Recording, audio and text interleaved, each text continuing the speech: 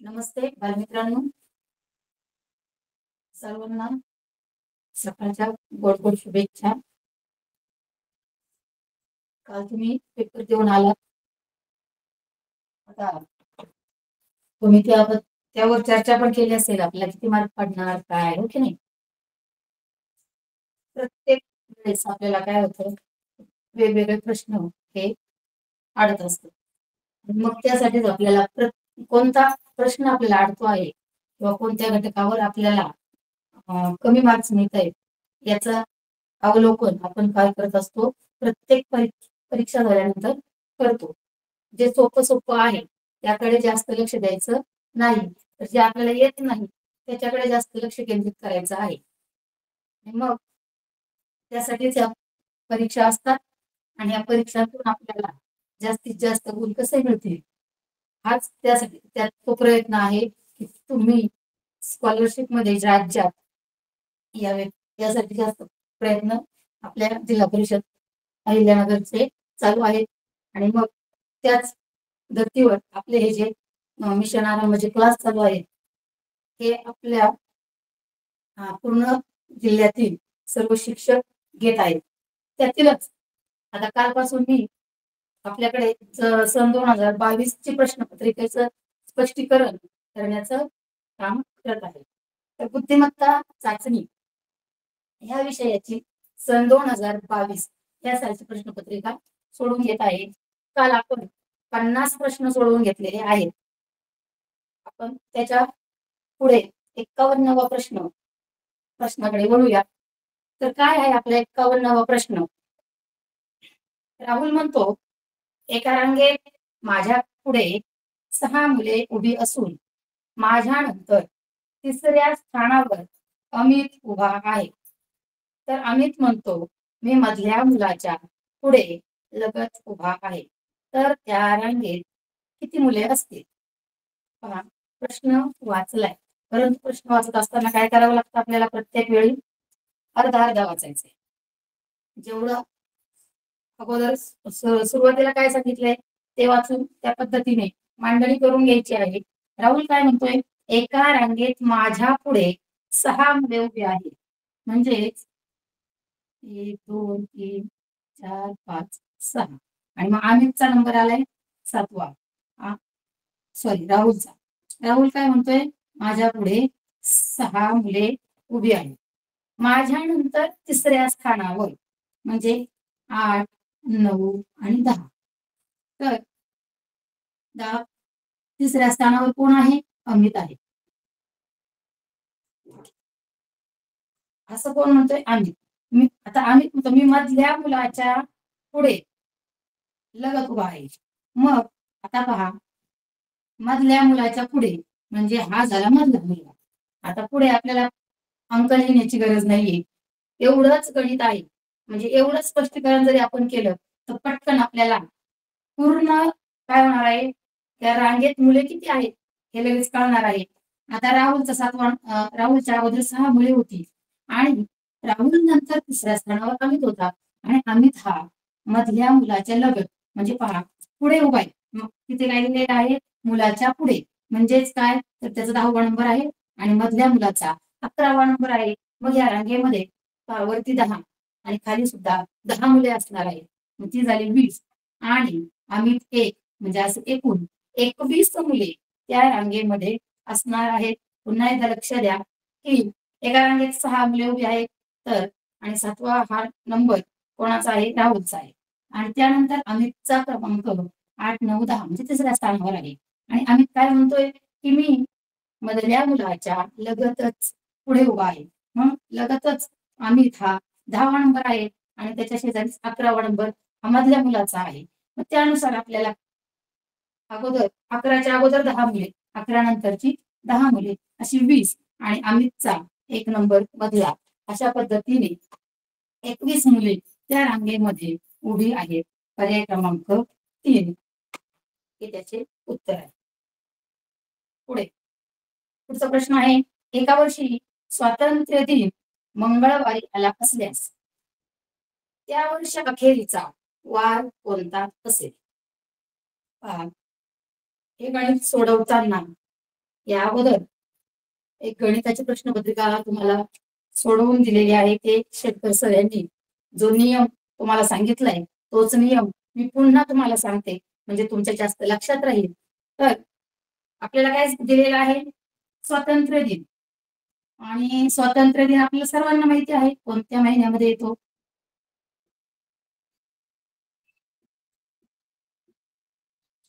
August महिन्यामध्ये,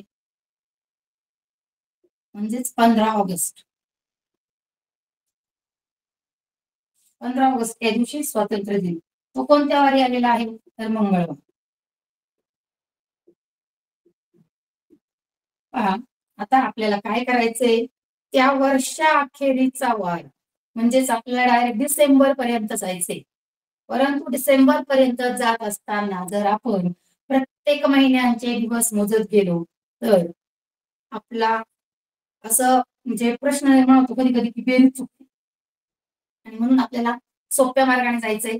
तर पहा, सोपा मार्ग काय आहे? तर महिन्याचे ज्यावेळेस 30 दिवस असतात तेव्हा फक्त 2च दिवस पकडायचे. महिन्याचे जेव्हा 31 दिवस असतात तेव्हा त्यासाठी मात्र 3 दिवस पकडायचे. आणि 28 दिवस असतील तर 0 दिवस पकडायचे. म्हणजे आपला फेब्रुवारी महिना. पुन्हा लक्ष द्या, हे गणित आल्यानंतर एवढं मोठं आपल्याला बेरीज करण्याची टाळायची आहे, म्हणून आपल्याला सोपा मार्ग लक्षात ठेवायचा आहे. 30 दिवस असतील तर महिन्याचे 30 दिवस असतील तर फक्त 2 दिवस पकडायचे. 31 दिवस असतील तर 3च दिवस धरायचे आहेत. 28 दिवसांचा महिना किंवा 29 दिवसाचा महिना असेल तर मात्र 0 दिवस पकडायचे. आता आपल्याला जायचं आहे ऑगस्टच्या पुढे. ऑगस्ट, ऑगस्ट नंतर सप्टेंबर,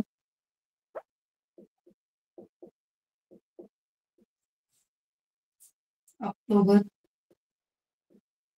नोव्हेंबर आणि डिसेंबर. डिसेंबर पर्यंत जायचे पहा आपल्याला. आता सप्टेंबरचे दिवस किती असतात? तर ते असतात 30. मग आपल्याला किती दिवस पकडायचे? फक्त याचे 2. नंतर नोव्हेंबर 30 आणि डिसेंबरचे 31. सॉरी, 31 चे 3 येतात.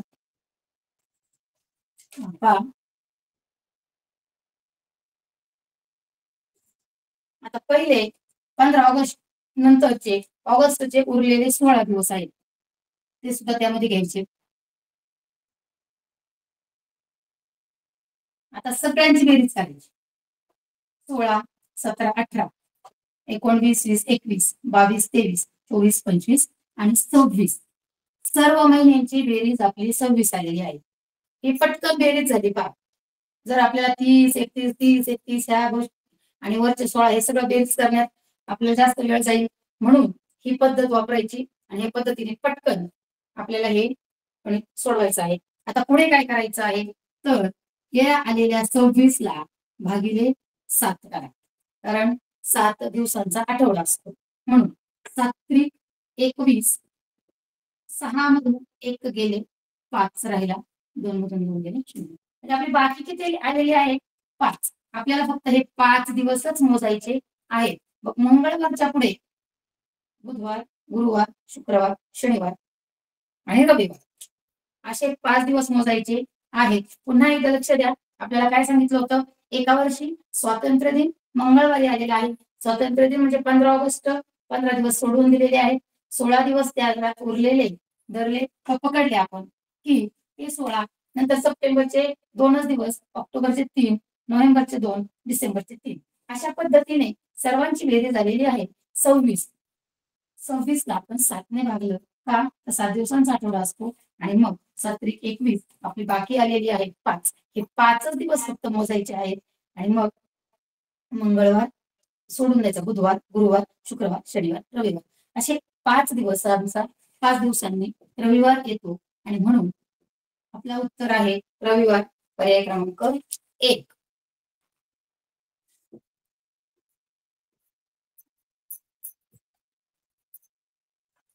पुढे प्रश्न, सोबतच्या आकृतीत खेळाडूंची संख्या दाखवली आहे. यावरून किमान 2 खेळ खेळणाऱ्या खेळाडूंची संख्या किती आहे? आता सर्वांनी आकृतीकडे लक्ष द्या.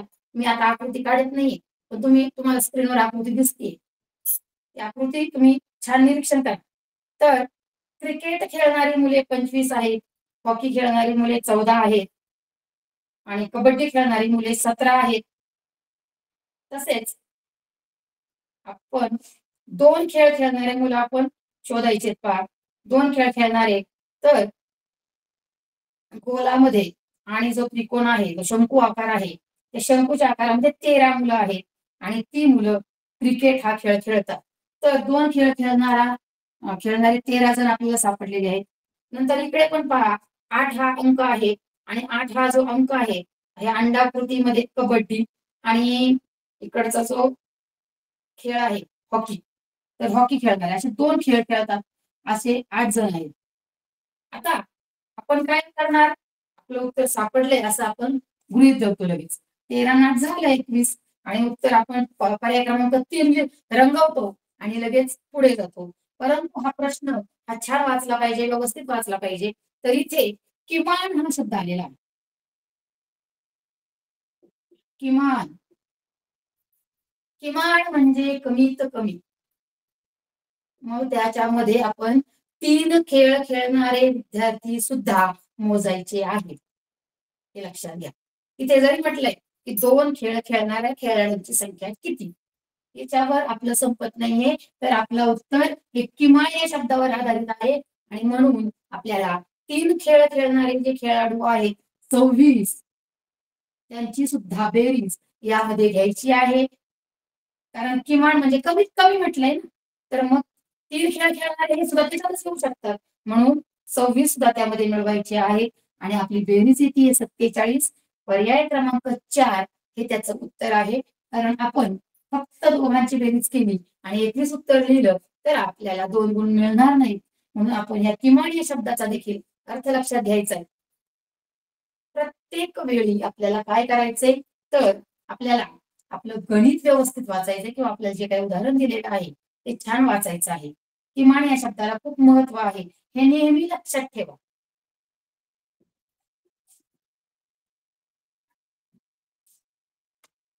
पुढे आपल्याला आकृती दिलेली आहे, वेण आकृती. खालील वेण आकृतीचे अचूक वर्णन करणारा पर्याय कोणता? पहा, 1 नंबर पर्याय आहे पुरुष, स्त्रिया, डॉक्टर. 2 नंबरचा पर्याय आहे संख्या, समसंख्या, विषमसंख्या. 3 नंबरचा पर्याय आहे वृक्ष, आंबा, फणस. 4 नंबरचा पर्याय आहे देश, राज्य आणि जिल्हा. आता या प्रत्येक पर्यायाचा आपल्याला विचार करायचा आहे. तर त्याचं उत्तर 1 नंबर आहे. 1 नंबरचा पर्यायामध्ये काय आहे? पुरुष, स्त्रिया आणि डॉक्टर. तर त्याचा अर्थ असा आहे की ज्यावेळी म्हणजे आपण पुरुष असतात आणि स्त्रिया,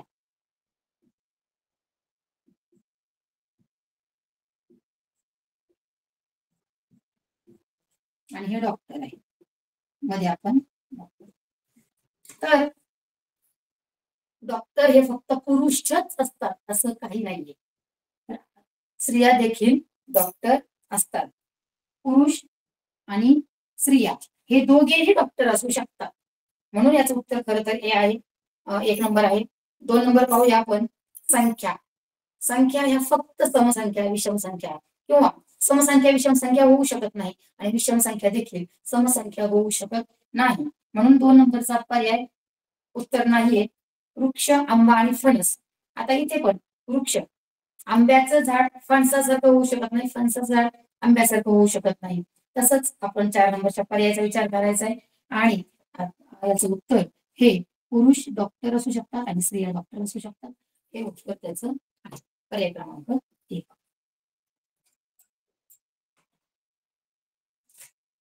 खालील चौकोनात प्रश्नचिन्हाच्या जागी कोणती संख्या येईल? पहा, सर्वांनी तो चौकोन व्यवस्थित अभ्यासा. 1 नंबरला आपल्याकडे 11 संख्या दिलेली आहे, 67, 17, 41 प्रश्नचिन्ह, 47, 23, 31 आणि 5. तर पहा स्क्रीनवर लक्ष द्या.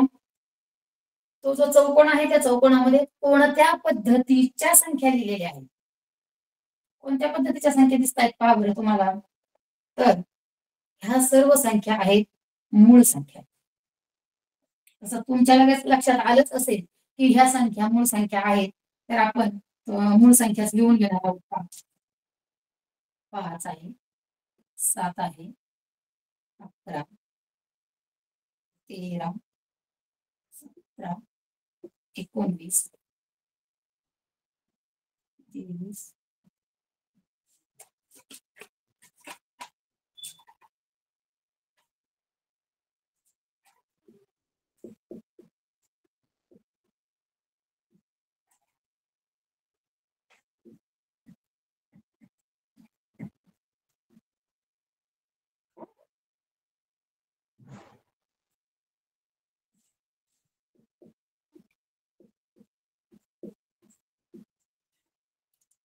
आपण इथपर्यंत संख्या लिहूयात. कारण आपल्या चौकोनामध्ये 67 पर्यंतच्या संख्या आहेत. आपला जो चौकोन आहे त्याच्यामध्ये पुढच्या मूळ संख्या नाहीयेत. तर आपण 67 पर्यंतच आपला वेळ घालवायचा नाही, आपल्याला पुढे जायचंय. तर पहा ह्याच्यामध्ये काय केलंय त्यांनी, 5 ही मूळ संख्या दिलेली आहे आणि 5 झाल्यानंतर 7 मूळ संख्या येते, परंतु ती ड्रॉप केलेली आहे, ती काढून टाकली आणि नंतर 11 घेतलेली आहे. 11 नंतर 13 पण काढून टाकलेली आहे, 17 घेतलेली आहे, 17 नंतर 19 ही संख्या काढून टाकलेली आहे, 23 ही संख्या घेतलेली आहे, 29 ही संख्या काढून टाकलेली आहे, 31 आहे, 37 घेतलेली आहे, त्यानंतर 41 घेतली, त्यानंतर 43 काढून टाकली, 47 घेतली, 53 काढून टाकली आहे, 59 सॉरी. आता आपल्याला प्रश्न असा विचारलाय की 53 तिथं नाहीये, 47 ही संख्या आहे, परंतु आपल्याला ड्रॉप करायची संख्या दिलेली आहे 53. आपण काय करणार घाईघाईमध्ये 47 नंतर जी मूळ संख्या येते तिचं उत्तर लिहिणार आणि मग आपलं उत्तर चुकणार आहे. तर आपण काय करायचं आहे, 53 ही संख्या काढून टाकायची आणि आपल्याला 59 हे उत्तर अपेक्षित आहे. तर तिथे उत्तर असणार आहे 59. त्यानंतर पहा 59 ही संख्या घेतल्यानंतर 61 ही संख्या सुद्धा ड्रॉप केलेली आहे आणि 67 ही संख्या त्या चौकोनामध्ये मांडलेली आहे. पुन्हा लक्ष द्या, सर्व मूळ संख्या लिहून घेतल्या आणि प्रत्येक एका एक अशा पद्धतीने मूळ संख्या घेतलेल्या आहेत आणि आपल्याला 53 ही मूळ संख्या काढून टाकून 59 ही मूळ संख्या घ्यायची होती. या पद्धतीने उत्तर काढल्यास पर्याय क्रमांक 3 हे त्याचं उत्तर आपल्याला मिळतं. पुढे 3 प्रश्नांसाठी एकच सूचना आहे. 56 ते 60 सॉरी 5 प्रश्न आहेत. प्रश्नाच्या सुरुवातीला काही पदे दिलेली आहेत, त्यांचा एका समान वैशिष्ट्यानुसार एक गट तयार होतो. या गटात बसणारे पद दिलेल्या पर्यायांतून निवडा.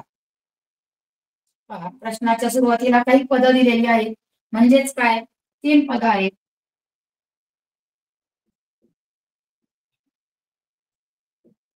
बोलभांड, लग्न कार्य,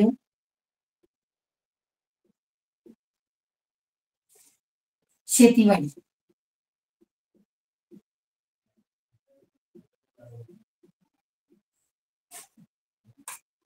आणि प्रश्नचिन्ह आहे. तर आपल्याला 3 काय केलेले असतात, शब्द दिलेले असतात किंवा काही पण त्याच्यामध्ये शब्द असू शकतात, संख्या असू शकतात. मग आपल्याला काय करायचं आहे, ह्या तिघांची तिघे एकमेकाशी मिळते जुळते आहेत. मग त्यांचं वैशिष्ट्य समान आहे. मग त्यांचं काय वैशिष्ट्य आहे ते वैशिष्ट्य आपल्याला पाहायचंय. तर आपल्याला हे शब्द आपण ऐकलेले आहेत, बोलभांड, लग्न कार्य, शेतीवाडी. तर हे आहेत जोड शब्द.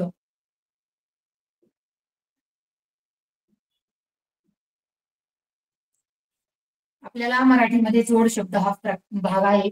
तर त्याच्यामध्ये जोड शब्द आहे. मग आता आपल्याला जोड शब्द पर्यायातून शोधायचा आहे. एक आहे पुनर्वरण, बेलभांडार, कामचुकार, जर तर आता मग पहा, आपण जोड शब्द याचा अर्थ की त्याला जोडलेला आहे, असं ब ला द जोडलाय असं नाहीये. तर बोल आणि भांड हे दोन शब्द एकत्र आहेत, लग्न आणि कार्य हे दोन शब्द एकत्र आहेत, शेती आणि वाडी हे दोन शब्द एकत्र आहेत, याला जोड शब्द म्हणतात. आणि आपण जे काही हे आहे बोला द जोडतो त्याला जोडाक्षरे असं म्हटलं जातं. आणि हे जोडाक्षरे आहेत. आपल्याला इथं जोडाक्षरांचा काहीही संबंध नाहीये, इथं फक्त जोड शब्दाचा संबंध आहे. आणि त्याचं उत्तर आहे बेल भांडार. बेल आणि भांडार हे दोन शब्द एकत्र केले आणि त्याचा बेल भांडार हा नवीन शब्द तयार झाला. पर्याय क्रमांक 2 हे त्याचं उत्तर आहे. पुढचा प्रश्न तसाच आहे पहा. शत्रू, दुश्मन, वैरी. शत्रू, दुश्मन, वैरी हे समानार्थी शब्द आहेत. हे पटकन आपल्या लक्षात येतं. हे शब्द आपण आपल्या तोंडामध्ये नेहमी वापरतो. बऱ्याच शत्रू आणि दुश्मन तर आपण म्हणतोच. आणि वैरी हा शब्द देखील आपण कुठेतरी वाचलेला असतो, ऐकलेला असतो. मग किंवा आपण समानार्थी शब्द पाठांतर केलेले असतात आणि ते करावेच लागतात. त्याशिवाय आपल्याला 2-2 मार्क म्हणजे मिळणार नाही. समानार्थी शब्द, विरुद्धार्थी शब्द आपल्याला बुद्धिमत्ते सुद्धा खूप महत्वाचे आहेत. तर शत्रू, दुश्मन आणि वैरी. तर आपल्याला याचं उत्तर वपू आहे, द्वेष आहे, संग्रहण आहे, रिपू. तर याचं उत्तर पर्याय क्रमांक 4 रिपू हा त्याच्याशी वैशिष्ट्यानुसार मिळणारा शब्द आहे, म्हणून पर्याय क्रमांक 4. आता पुढे आहे, आता संख्या पण येतात. 25, 123, 62 आणि 6. पहा, आता ह्या संख्यांकडे लक्ष द्या. या संख्या काय सांगता येतात तर याचं उत्तर काढायचं आपल्याला. संख्या आल्या की आपल्याला विचार करावाच लागतो. आणि संख्या म्हटलं की वेगवेगळ्या पद्धतीने आपल्याला वेगवेगळे प्रकार आहेत विचार करण्यासाठी. परंतु आता मी जे त्याचं डायरेक्ट उत्तर सांगणार आहे. तर 25 कसे आले पहा. 3चा घन वजा 2. 3चा घन किती आहे पहा. 3 त्रिक 9, 9 त्रिक 27. 27 मधून 2 वजन केले की 25. आता हा 5चा घन वजा 2. मग 5चा घन किती येतो. 125 वजा 2 बरोबर 123. आता 62 कसे येऊ शकतात. तर आपण 4चा घन करूया. वजा 2. 4 चौक 16, 16 चौक 64. 64 वजा 2 बरोबर उत्तर 62. 6 कसा येऊ शकतो. तर 2चा घन करूया. 2चा घन नाही. 7 हा नाही बरोबर आहे. 2चा घन करूया. त्याच्यामध्ये आपल्याला वजा 2 करायचे ना. 2चा घन वजा 2. 2 दुणे 4, 4 दुणे 8. 8 मधून 2 वजा केले उत्तर आलं 6. पुन्हा लक्ष द्या, आपण काय केले. 3चा घन केलाय. 3चा घन म्हणजे काय. 3ची 3 वेळा गुणाकार. 3चा 3 वेळा गुणाकार केल्यानंतर उत्तर येते 27. त्यामध्ये 2 वजा केले 25. 5चा घन केलाय. 125 मधून 2 वजा केले 123. 4चा घन केलाय. उत्तर आले 64. परंतु त्यातून 2 वजा केले उत्तर येते 62. आणि 2चा घन केल्यानंतर मात्र 8. आणि 8 उत्तर मधून 2 वजा केले की 6. अशा प्रकारचा पर्याय आपल्याला 4 पर्यायांमधून निवडायचा आहे. तर तो आहे पर्याय क्रमांक 1. आता पहा, पर्याय क्रमांक 1 कशाचा घन असू शकतो.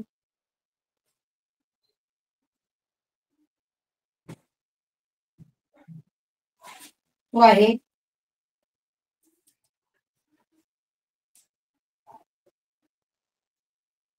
17चा घन. ओके, तर त्याचं उत्तर येते 345. सॉरी 300. हा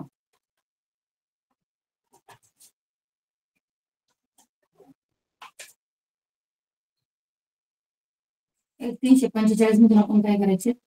2 वजा 343. 343 मधून वजा केले 2. उत्तर आले 341. पर्याय क्रमांक आहे 1.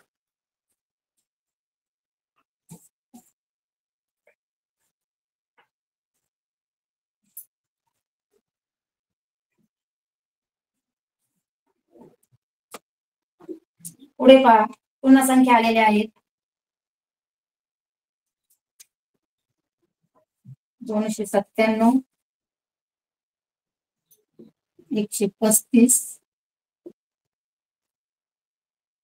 501 आणि 189.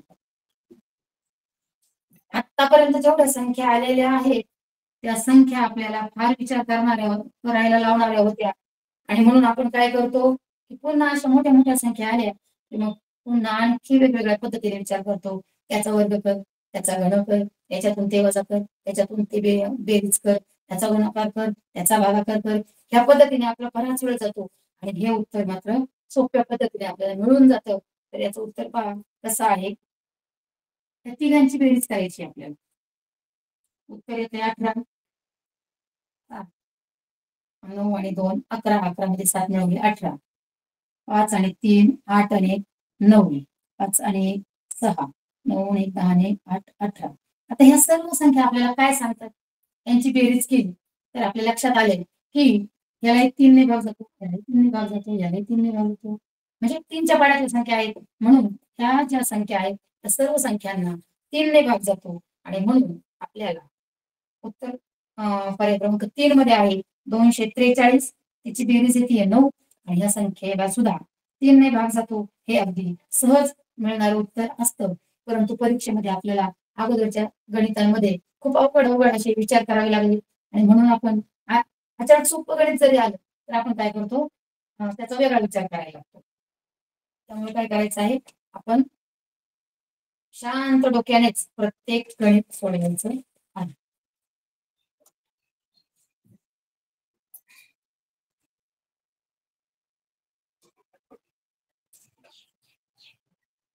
पुढचं प्रश्नाकृती पहा. आकृतीकडे लक्ष द्या. 1 नंबरची आकृती षटकोन आहे आणि षटकोनामध्ये जे रेषा तुटक रेषा काढलेल्या आहेत त्यात प्रत्येक जे कोपरा आहे किंवा जो आहे तो प्रत्येक रेषा मारलेली आहे, परंतु एक जी रेषा आहे ती मारलेली नाहीये.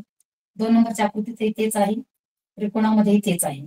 मग त्याच पद्धतीची त्या 3 वैशिष्ट्ये सेम असते, त्या 3 आकृत्यांची वैशिष्ट्ये सेम आहेत. मग त्याच पद्धतीची आकृती आपल्याला शोधायची आहे आणि तुम्हाला ते उत्तर सापडलं देखील असेल. तर 1 नंबरच्या आकृतीमध्ये 2 तुटक रेषा काढलेल्या नाही. 2 नंबरच्या आकृतीत गोलात गोल काढलाय, तो तर पूर्ण चुकीचा आहे. 3 नंबरच्या आकृतीमध्ये 2 तुटक रेषा काढलेल्या नाही आणि आपल्याला फक्त 1 तुटक रेषा काढायची नव्हती, ते होता पर्याय क्रमांक 4. पुढच्या आकृतीकडे जाऊया. प्रश्नाकृती आहे. आता प्रश्न असा आहे, खालील प्रश्नाकृतीची आरशातील प्रतिमा कशी दिसेल हे पर्यायी उत्तर आकृत्यांमधून निश्चित करा व त्याचे वर्तुळ रंगवा. फार सोपा प्रश्न असतो. आरशातील प्रतिमा आणि पाण्यातील प्रतिमा हे मार्क आपले जायलाच नाहीत पाहिजे. त्यासाठी आपण एकच लक्षात ठेवायचे. काय लक्षात ठेवायचे, आपल्याला विचारलेले आहे आरशातील प्रतिमा. मग आरशातील प्रतिमा विचारल्यानंतर फक्त एकच वाक्य लक्षात ठेवायचे, उजवी बाजू डावी होते आणि डावी बाजू उजवी होते. मग पहा 7 आहे, मग तो 7 कुठे जाईल, 7 त्याची जागा बदलणार आहे, त्याची जागा तशीच राहणार नाहीये. तर आपण प्रत्येक पर्यायाचा नीट विचार करायचा आहे. पहिला पर्याय जर पाहिला आपण तर पहा काय होतंय, 2 इकडे आलेला आहे, 5 पण आहे, 7 पण आहे, परंतु 7ची दिशा बदललेली नाही, म्हणून पहिला पर्याय बाद होतो. आपल्याला बाद करायचे पर्याय आणि मग जो पर्याय उत्तर सापडतंय ना त्याचा छान विचार करायचा आहे. मग पहा आता हे 2 नंबरच्या आकृती तर पूर्णच बाद आहे, कारण त्याची जागा दिशाच बदलली नाही. 7च्या जागेवर आहे, फक्त तो उलटा केलाय, म्हणजे 2 नंबरचाही पर्याय बाद. आता 3 नंबरच्या पर्यायाकडे जाऊया. एकदम 2 1 नंबरला आलाय, 5 जागेवर आहे, 7 देखील जागा बदललेली आहे, दिशा बदललेली आहे.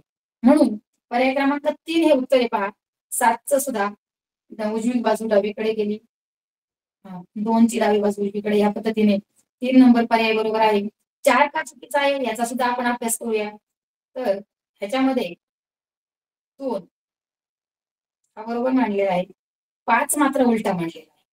5ची जी दिशा आहे ती चुकलेली आहे. खाली म्हणजे वाटीवरती गेली त्याची, म्हणून पर्याय क्रमांक 3 हेच उत्तर आहे. आता जाऊया 65व्या प्रश्नाकडे. इथे देखील आपल्याला आरशातील प्रतिमा शोधायची. पहा, 1 नंबरची आकृती जशीच्या तशी, म्हणजे आरशातली प्रतिमामध्ये काय सांगितले आपल्याला, दिशा बदलल्या पाहिजे, म्हणजे पहिलाही पर्याय चुकीचा आहे. 2 नंबरच्या पर्यायामध्ये बारीक निरीक्षण करा. आकृती आपल्याला अगदी बरोबर वाटते, परंतु ही जी आकृती काढलेली आहे ना आतमध्ये, तिची दिशा बदलली. ती जी अशी पाहिजे होती, त्यांनी त्याचा आकार बदललेला आहे, थोडासा आकार बदललेला आहे, म्हणून पर्याय क्रमांक 2 देखील चुकीचा आहे. आणि पर्याय क्रमांक 3 मात्र एकदम करेक्ट आहे बा. दिशा बदलून अगदी व्यवस्थित आकृती जशीच्या तशी. आणि हा जो टिंब आहे मधला, हा टिंब सुद्धा बदलला पाहिजे. इकडे इकडे होता ना, तर तो इकडे आला पाहिजे. अशा पद्धतीने प्रत्येक गोष्ट अगदी बारीक पाहायची आहे. आणि पर्याय क्रमांक 4 तर खरोखरच चुकलेला आहे, कारण त्यांनी ती आकृतीच उलटी करून टाकली. आपल्याला आरशातील प्रतिमेला ते अपेक्षित नाही. पुढे जाऊया. खालील प्रश्नाकृतीचे पाण्यातील प्रतिबिंब कसे दिसेल हे पर्यायी आकृतीमधून आपल्याला निश्चित करायचं आणि वर्तुळ रंगवायचा. काय सांगितलंय बरं, पाण्यातील आरशातील म्हणजे काय, उजवी बाजू डावीकडे, डावी बाजू उजवीकडे. तसंच पाण्यातील प्रतिबिंब शोधण्यासाठी आपल्याला एकच गोष्ट लक्षात ठेवायची आहे. आपण जसं शीर्षासन करतो, आपलं डोकं खाली जातं आणि पाय वरती जातात, त्याच पद्धतीने आकृत्या बदलत असतात. त्या आकृतीचं सुद्धा वरची बाजू खालच्या दिशेने जाते आणि खालची बाजू वरच्या दिशेने जाते. आणि ह्याच नियमाप्रमाणे आपल्याला ह्या पाण्यातील प्रतिबिंब शोधायचे आहे. तर पहिली आकृती पहा. पहिल्या आकृतीमध्ये ह्याच्यात सुद्धा आपण चुकीच्या आकृत्या पहिल्या बाजूला काढायच्या आहेत आणि नंतर आपली बरोबर आकृती लगेच सापडते. आता 1 नंबरच्या आकृतीमध्ये त्यांनी काय केलेलं आहे, तर ही बाजू वरती जायला पाहिजे होती. आणि बघा ही जी रेषा आहे ती सुद्धा रेषा बरोबर काढली, परंतु दिशा खालची बाजू वरती गेलेली नाहीये. नाही, रेषा रेषा चुकलेली आहे. रेषा अगदी सरळ काढली, अशी सरळ बाजू बरोबर आहे, परंतु जी रेषा आहे ती तिरकी पाहिजे होती, तिरकी ती सरळ काढलेली आहे, म्हणून पर्याय क्रमांक 1 चुकीचा आहे. तर 2 नंबरचा पर्याय पहा. इथे एकदम करेक्ट अशी आकृती आहे की दिशा खालची बाजू वरती गेलेली आहे आणि जो बाण आहे तो अगदी व्यवस्थित काढलेला आहे. 3 नंबरच्या आकृतीमध्ये मात्र त्यांनी जी दिशा आहे ती चुकवलेली आहे. खालची बाजू वरती न जाता ती उजवीकडे या पद्धतीने गेली, म्हणून हे आरशातल्या प्रतिमेसारखं केलंय. 4 नंबरच्या आकृतीमध्ये तेच केलंय, म्हणून 3 आणि 4 या 2 आकृत्या बाद झालेल्या आहेत. पर्याय क्रमांक 2 हे त्याचं उत्तर आहे. आता पुढे अक्षर आलेले आहेत, आपल्याला याचंही पाण्यातील प्रतिबिंब शोधायचं आहे. आपण जर सोपा असेल तर आपण पटकन यम असा होतो डब्ल्यू सारखा, हे आपल्याला माहितीये. यन कसा होतो, तर पहा यन असा होतो. त्या आकृत्या आपण शिकलेलो आहे, आपल्या गाईड मध्ये असतात. आपण यांचा सारखा अभ्यास करतो, कारण आपल्याला हा अभ्यास आवडतो. ह्या अशा आकृती आपल्याला शोधायची आहे. शोधा बरं, कुठे आहे.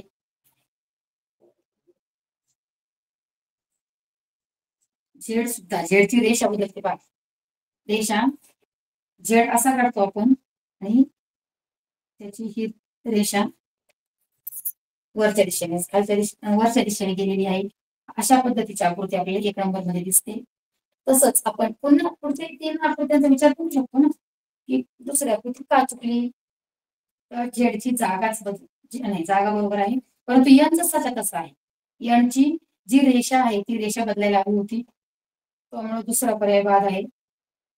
तिसऱ्या आकृतीमध्ये आणि चौथ्या आकृतीमध्ये यम आणि झेड हे आरशातील प्रतिमेसारखे उजवी बाजू डावीकडे, डावी बाजू उजवीकडे या पद्धतीने त्यांनी दिलेले आहे. त्यामुळे 3 आणि 4 पूर्णपणे चुकलेली आहे. पर्याय क्रमांक 1 त्याचं उत्तर आहे. पुढचा प्रश्न आहे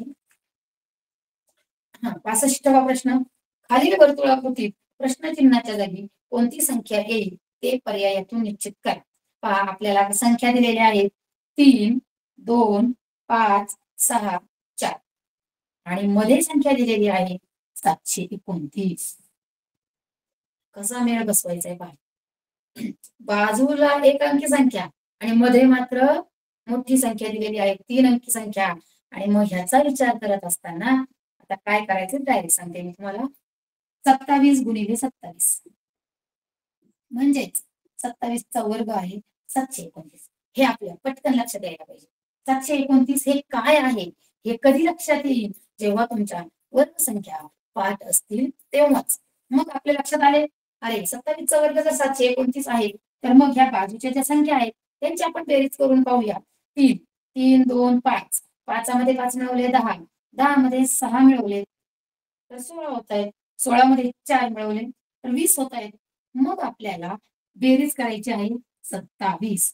मग 20 मध्ये किती मिळवल्यावर 27 होणार आहे तर त्याचं उत्तर आहे पर्याय क्रमांक 3 7.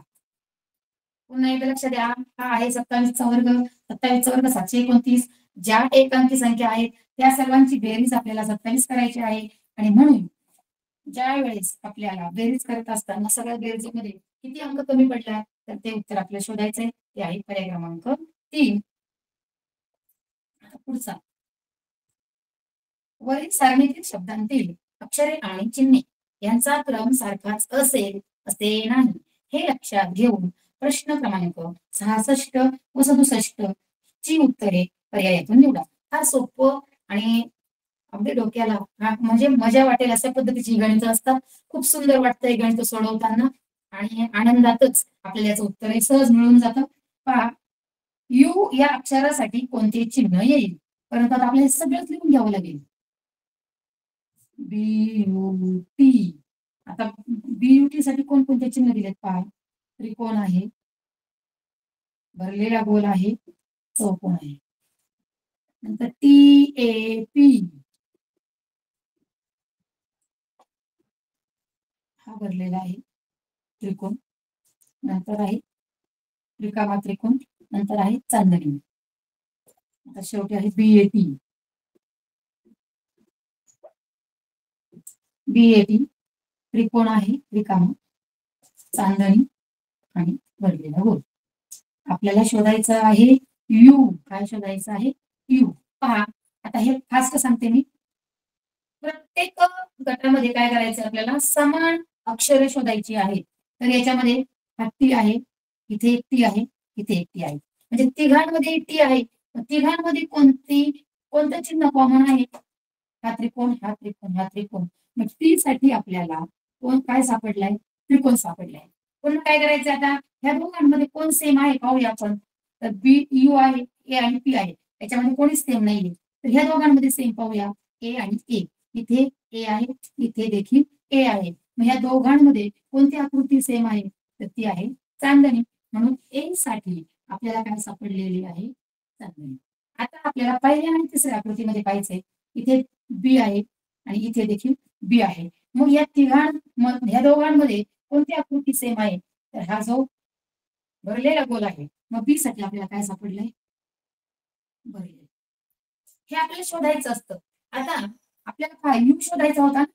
मग हे आकृती आणि ही आकृती संपली. रो कोण राहिलेला आहे इथे यू राहिलाय आणि इथं चौकोन राहिले. यू साठी आपल्याला चौकोन हे उत्तर मिळालेलं आहे. तर पर्याय क्रमांक 3 हे त्याचं उत्तर आहे. आता पुढच्या प्रश्नाकडे जाऊया. वरील सांकेतिक भाषेत TOP हा शब्द कसा लिहा. आता यू आपण शोधलेला सहज परंतु आता TOP शब्द पाहायचा आहे आपल्याला. मग टी साठी काय आहे त्रिकोण. ओ साठी काय आहे. आता किती मोठा प्रश्न आहे बरं. याच्यामध्ये ओ अक्षरच नाहीये. ओ अक्षर दिलेलंच नाही. मग आता आपल्याला काय करावं लागेल तर आपण पी साठी काय ते पाहू. पी साठी काय शोधलंय का आपण नाही सापडलं. तर टी आणि ए बाद झालेला आहे. पी इथे राहिलेला आहे. पी साठी हे चिन्ह राहिलेलं आहे. मग शेवटी आपलं हे उलट्या त्रिकोणाचं भरलेलं चिन्ह आपल्याला पाहायचंय. मग कुठे आहे बरं असं. एक नंबरला त्रिकोण, शेवटी भरलेला त्रिकोण. पर्याय क्रमांक 4 मध्ये दिसतंय बघा. मग आता काय करायचंय ओ साठी काहीच चिन्ह दिलेलं नाही. म्हणून त्यांनी जे वेगळं चिन्ह दिलंय ते त्या ओ साठी आपल्याला ठरवायचं आहे आणि आपलं उत्तर आपल्याला मिळालेलं आहे. पर्याय क्रमांक 4. पुन्हा लक्ष द्या. पहा, हे आकृती खूप सुंदर असतात. त्याच्यामध्ये फक्त समान पद समान अक्षर ओळखायची, समान आकृती ओळखायच्या. त्यासाठी कोणत्या अक्षरासाठी कोणतं चिन्ह असेल हे असं बाजूला काढून घेतलं की आपल्याला जे काही प्रश्न विचारलेले असतात त्याचं उत्तर आपल्याला सहज मिळेल.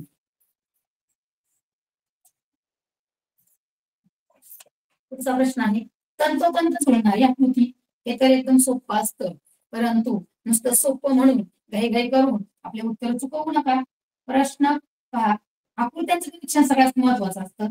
1 नंबरची आकृती आपण पाहूया. तर याच्यामध्ये काय केले त्यांनी, तर थोडीशी तिरकी केलेली आहे 1 नंबरची आकृती, थोडीशी तिरकी. तो जो अमिबासारखा आकार दिसतोय ना, तर तो थोडासा तिरका आहे, त्यामुळे हे पर्याय क्रमांक 1 बाद आहे. 2 नंबर पाहूया. 2 नंबरची आकृती अगदी जशीच्या तशी आहे. छान निरीक्षण काढ. ठीक आहे, आपल्याला 2 नंबरची बरोबर वाटते ना, तर ती डोक्यात ठेवूया. मग 3 नंबर का चुकली? ती देखील वाकडी केलेली आहे. तिचा जो आकार आहे तो पहिल्या आकृतीसारखाच आहे, मधल्या अमिबासारखा त्या आकृतीचा. आणि चौथा तर पूर्ण चुकलेला आहे, कारण तिथे अशी छोटीशी वाटी दिलेली आहे. तिच्याकडे सुद्धा आपण लक्ष दिलं पाहिजे आणि मग आपलं उत्तर आपल्याला सहज मिळून जातं. आपल्याला आता पुढच्या आकृतीकडे जाऊया. हा फक्त निरीक्षणाचा भाग आहे. तुमचं निरीक्षण किती व्यवस्थित आहे त्यावर तुम्हाला तंतोतंत आकृतीचे उत्तर अगदी सहज मिळून जाईल आणि तुम्हाला 4 मार्क आहे तिथे. पाहूया आपण पहिली आकृती. पहिल्या आकृतीमधली जी चांदणी आहे ती चुकीची काढलेली आहे. पहिली आकृती बा. दुसऱ्या आकृतीकडे जाऊया. दुसऱ्या आकृतीमध्ये चांदणीच्या जागी जी आकृती काढली ती चुकीची आहे, ती पण बाद आहे. आता 3 नंबरची आकृती एकदम एकदम तंतोतंत आहे. प्रत्येक आकृती जिथल्या तिथे, म्हणून पर्याय क्रमांक 3 याचं उत्तर. मग 4 का चुकले? तर 4 कडे जाऊया. हा जो एखादी त्रिकोण क्षेत्राची जी आकृती आहे तिला आपण पत्त्यात खेळणारा जे किलवर का काय म्हणतात ना, त्या पद्धतीची आकृती आहे. तर तिथे काय केले त्यांनी, पहा, रंगवलाय तो भाग थोडासा. इकडे तो भाग रंगवलेला आहे का? नाही. म्हणून काय करायचंय, पर्याय क्रमांक 4 हे उत्तर चुकलेलं आहे. अगोदर चुकीच्या आकृत्या बघायच्या म्हणजे बरोबर आपल्याला परफेक्ट आकृती मिळून जाते. पुढे जाऊया. एका संकेतित भाषेत CAT कशा पद्धतीने लिहिलाय पहा. आता यासाठी आपल्याला तिथे वर्णमाला दिलेल्या असतात. ह्या ABCD अगदी Y पर्यंत दिलेली आहे. काही एक वर्णमाला आहे. मग याचा काय उपयोग असतो, तर अशा गणितांच्या वेळी याचा वापर करायचा आहे. तर CAT कसा लिहिलाय पहा. WY आणि E. C 1 नंबरला C आहे आणि इकडे 1 नंबरला W आहे. आता या दोघांचा काय संबंध आहे पाहूया आपण. C आणि W आपली जी वर्णमाला आहे तिच्याकडे लक्ष द्या, नाही तर लिहून घेते.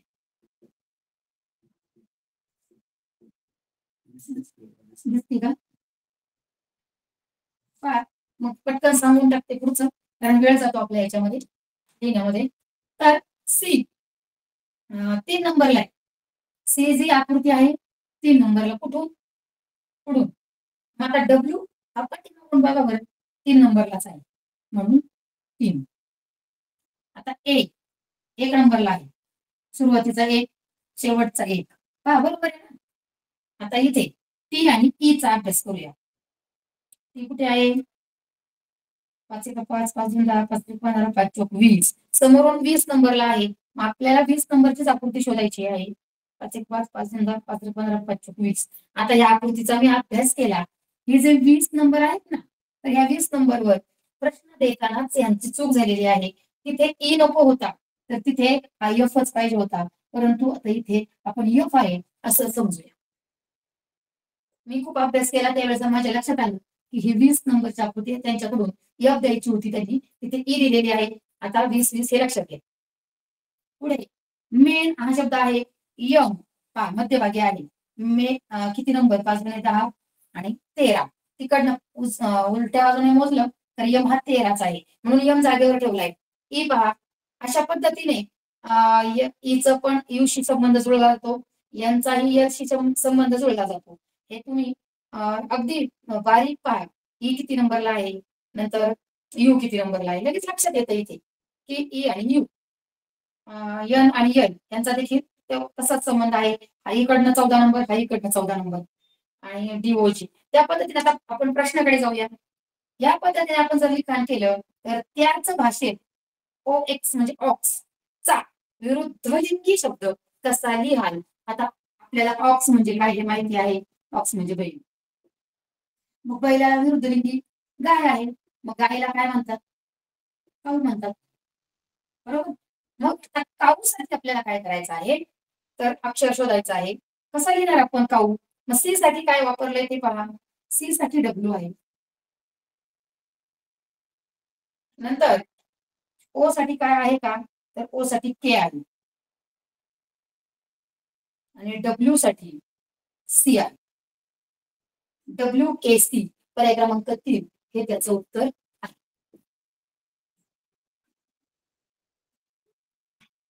नंतर वरील अक्षरमालेतील उजवीकडून 9व्या अक्षराच्या डावीकडील 4थ्या अक्षराच्या उजवीकडे 6वे अक्षर कोणते पहा. गुंतागुंतीचे प्रश्न असतात, पण घाबरायचं नाही, अजिबात घाबरायचं नाही.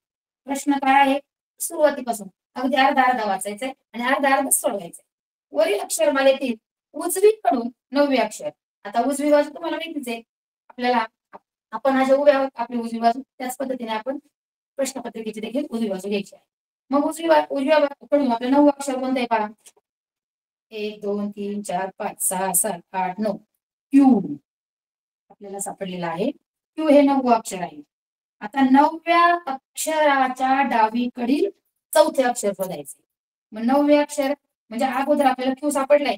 9व्या अक्षराची डावी बाजू म्हणजेच आता त्याची डावी बाजू पुन्हा आपल्याला आपल्या उजव्या बाजूकडे असणार आहे. आपल्याला क्यूची डावी बाजू सांगितलेली आहे, म्हणून क्यूच्या पुढे आपण पुन्हा 4 घरे जाऊया. 1 2 3 4 तिथे आपल्याला सापडलेला आहे यम. हे आहे 9वे अक्षर आणि यम आहे क्यूच्या डावीकडील कितवे अक्षर आहे, 4थे. ओके. आता पुढे अजून प्रश्न राहिलेला आहे आपला. मग ह्या यमच्या उजवीकडील 6वे अक्षर कोणते. पुन्हा आपल्याला यमच्या उजवीकडे म्हणजे आपल्या डावीकडे जायचं. 1 2 3 4 5 6 7 सॉरी 6. मग योग पहा यस उत्तर येते. याच्यापासून यम पासून पुढे जायचं इकडे पुन्हा. यम पासून ह्या साईडला N O P Q R S S पर्यंत जायचं म्हणजे एस हे 6वं अक्षर आहे यमच्या डावी सॉरी उजवीकडे. डावी आणि उजवी बाजू एकदा क्लिअर झाली की आपल्याला ही गणित अगदी सहज सुटतात. पुन्हा लक्ष द्या, अक्षरमालेतील उजवी बाजू आपण अक्षरमालेत इकडनं मोजली उजवी बाजू आपल्या उजवीकडून, तेव्हा आपल्याला क्यू सापडला. परंतु क्यूच्या डावी आपल्याला क्यूच्या डावीकडे जायला सांगितलं होतं, म्हणून आपण क्यूच्या पुन्हा डावीकडे इकडे गेलो. तेव्हा आपल्या 4थ्या अक्षर 9च्या 4च्या 4थ्या क्रमांकावर यम सापडलेला आहे. परंतु त्यांनी सांगितलंय की यमच्या उजवीकडे जा. पुन्हा आपण येस पर्यंत 6व्या अक्षराकडे मोजत गेलो. आपल्याला उत्तर सापडलेलं आहे येस.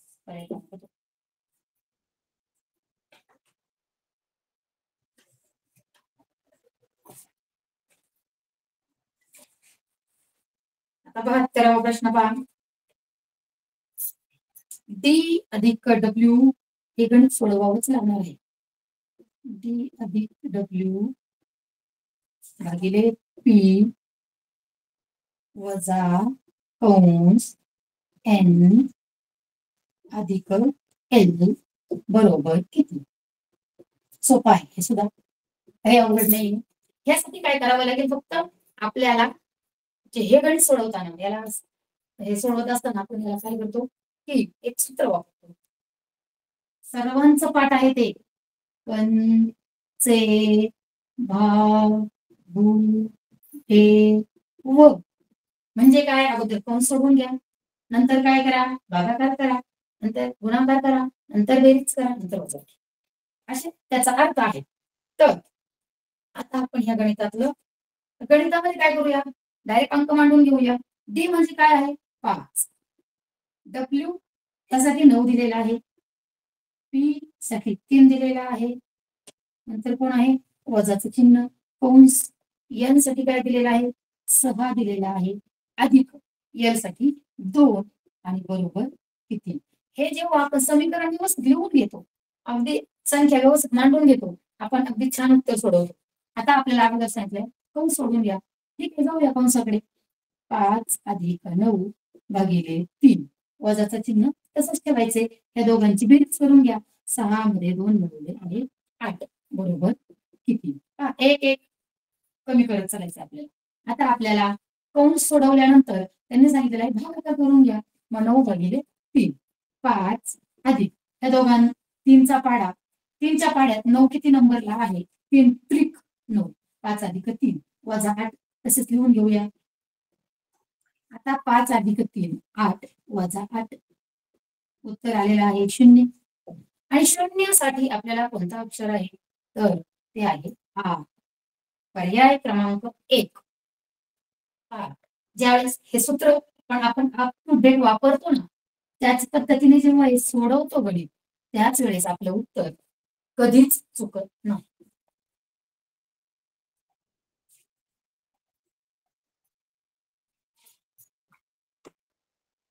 पुढे आग्नेय दिशेस तोंड करून उभे असलेली पूर्वा 2 वेळा डावीकडे काटकोनात वळली आणि तिने शीर्षासन केले तर तिचा उजवा हात कोणत्या दिशेस असेल. आता ह्या आकृतीसाठी आपल्याला काय करावं लागेल. आता दिशा म्हटलं की आपल्याला सर्वांना दिशांची आकृती माहिती कशी काढायची हो की नाही. लगेच आपण कच्चं काम करायला सुरुवात करायची, वेळ घालवायचा नाही. ज्यावेळेस आपल्याला माहितीये त्यासाठी आपल्याला काय करावं लागेल तेच ती आकृती आपण पटकन चालू करायच्या. पेपर मध्ये आपल्याला वेळ पुरला पाहिजे. तर आपण वरती उत्तर दिशा लिहून घेऊ, नंतर समोरील दिशा आहे दक्षिण. आता ह्यासाठी सुद्धा एक सूत्र आहे बाळांनो किंवा एक वाक्य आहे, ते सुद्धा जर तुमचं पाठ असेल तर तुमच्या दिशा देखील तुमच्या सहज पाठ होऊन जातात. तर बरेच शिक्षकांनी सगळ्यांनी शिकवलेलं आहे. आद नाही प वा उ ई उ. काही जण काय म्हणतात आद नाही पवा वाजतो होईल ह्या पद्धतीने, पण मला हे आवडतं कारण याच्यामध्ये सर्व दिशा येतात, सर्व उपदिशा येतात.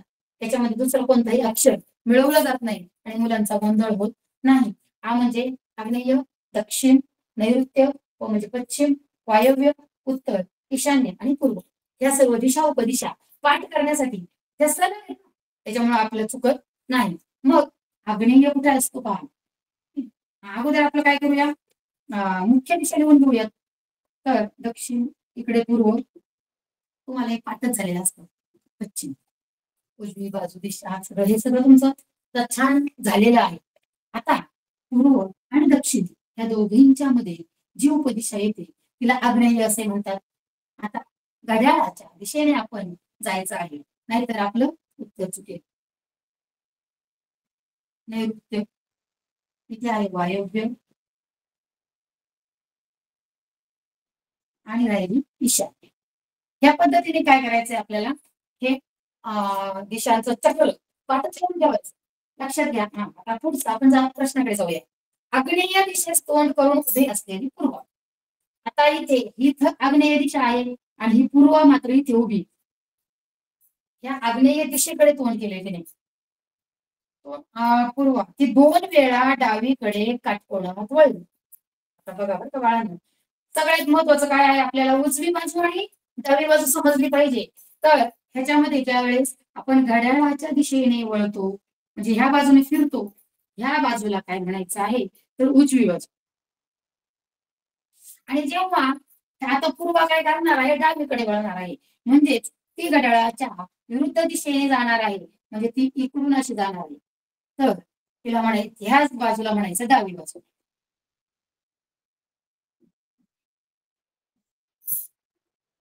पुन्हा लक्षात घ्या आपल्याला उजवी आणि डावी बाजू कशी ओळखायची. घड्याळाच्या सरळ दिशेने जेव्हा आपण फिरतो त्याला उजवी बाजू म्हणतात. घड्याळाच्या विरुद्ध दिशेने जेव्हा आपण जातो तेव्हा तिला डावी बाजू म्हणतात. आता पूर्वाला डावीकडे जायचंय. तर डावीकडे जात असताना ती काटकोनात 2 वेळा वळलेली आहे. आता पुन्हा आणखीन एक नियम ह्याच्यामध्ये लक्षात ठेवायचा आहे. ज्यावेळी आपण एका उपदिशेकडून म्हणजे काटकोनात वळतो ना इकडे या उपदिशेपासून, तर तेव्हा ती व्यक्ती पुन्हा कुठे जाते, तर आपल्या काटकोनात ही त्या उपदिशेकडे जाते.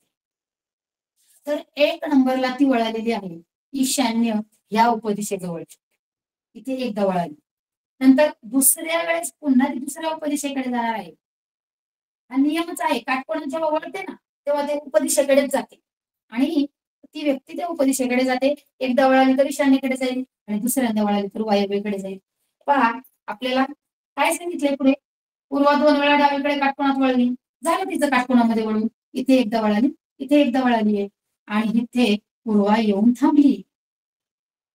तिचं काटकोनात वळून झालेलं आहे. काटकोनात वळली आणि तिने शीर्षासन केले. पहा कसे गणित आहेत. आता इथे आल्यावर तिने शीर्षासन केलंय. शीर्षासन करत असताना इथे एक नियम लक्षात ठेवायचा आहे.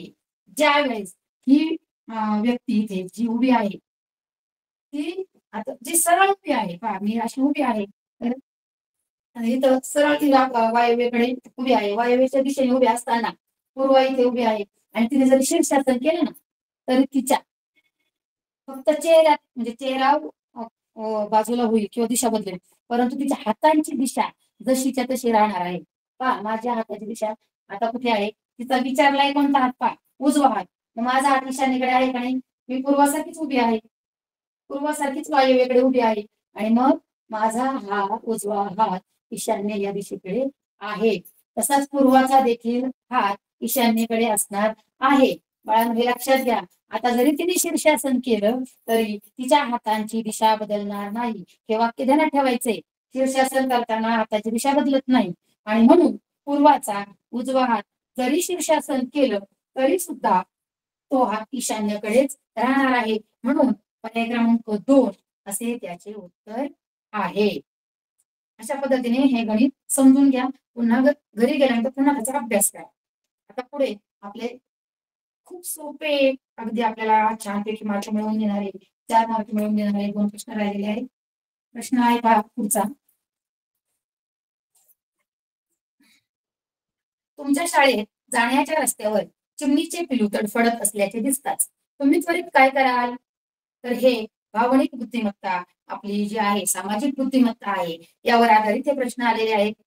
तर 1 नंबर आहे, आरडाओरड करून मित्रांना बोलावेन, पिलाकडे दुर्लक्ष करेन, वरील घटना मुख्याध्यापकांच्या कानावर घालेन आणि स्वतःच्या बाटलीतील पाणी पिलाला पाजून सुरक्षित जागी ठेवेन.